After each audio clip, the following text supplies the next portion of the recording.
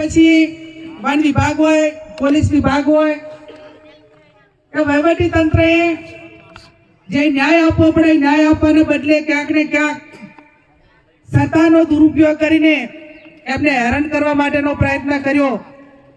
આજે આપ સૌ જાણો છો એ રીતે કોંગ્રેસના તમામ આગેવાનો એ ક્યાંક ને ક્યાંક તમને મદદ કરવા માટે, ક્યાંક ને ક્યાંક તમને ઉપયોગી થાય અને વહીવટી તંત્ર તમારી જે વાત છે એ વાત ફરિયાદ માટેની એ ક્યાંક વ્યાજબી અંશે એમની માગણી છે એ પૂરી કરે એના માટે બધા આગેવાનો ભાઈ જિગ્નેશભાઈ છે, દિનેશભાઈ, કાંતિભાઈ, ગુલાબભાઈ, ભાઈ દિનેશભાઈ, સૌ આગેવાનોએ આપણને વાતે કરી છે।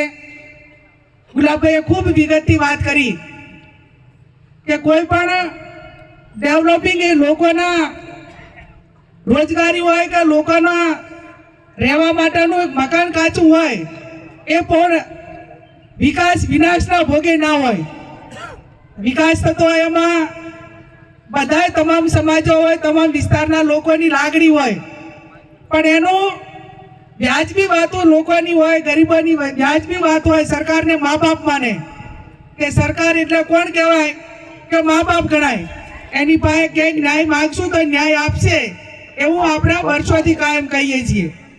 આપણે ગાંધી ચિંધ્યા માર્ગે આપણી વિચારધારા આપણે સૌ બિરસા મુંડા આપણા ભગવાન જેવા અને ગાંધીજી એમણે આપણને વારસો આપ્યો છે કે જ્યાં અન્યાય થાય ત્યાં અન્યાય સામે લડવું।